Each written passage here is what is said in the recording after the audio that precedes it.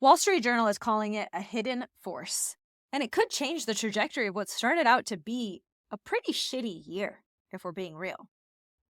Activity's been slower, mortgage apps were down, days on market was up. Interest rates have been increasing too. They've been really on a warpath since the beginning of the year.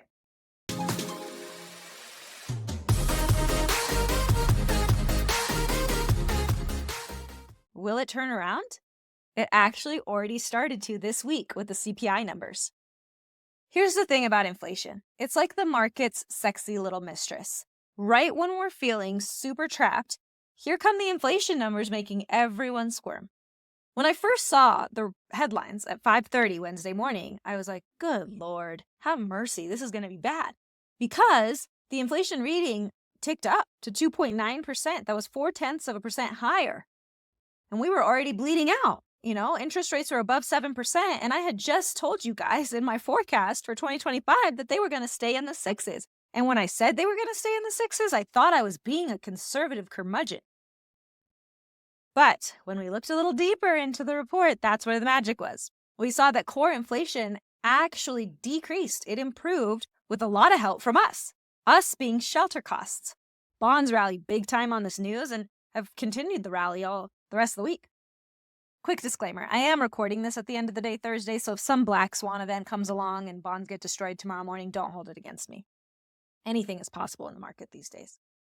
The hidden force, okay, let's get to that. There is, and has been for quite some time, a larger than normal spread between benchmark treasury yields and the 30-year fixed interest rates. The more recent norm has been for there to be a 1.7 to 2% spread between the two. If we go back to 2019, though, the spread was literally less than 1%.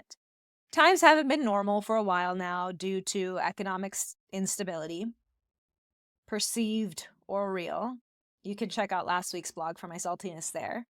The inverted yield curve and a tricky housing market. So we've seen the spread actually move as high as 3% at one point. Let me break this down a little bit better so you know why you care. What I'm saying is you will typically see 30-year fixed interest rates be 1.7 to 2% higher than what you're seeing the 10-year treasury yield at. However, given how much fear has been baked into the market for the last few years, we've seen that spread increase all the way to 3%. That's 300 basis points. That pushes mortgage interest rates significantly higher than where they should be just based on the technicals.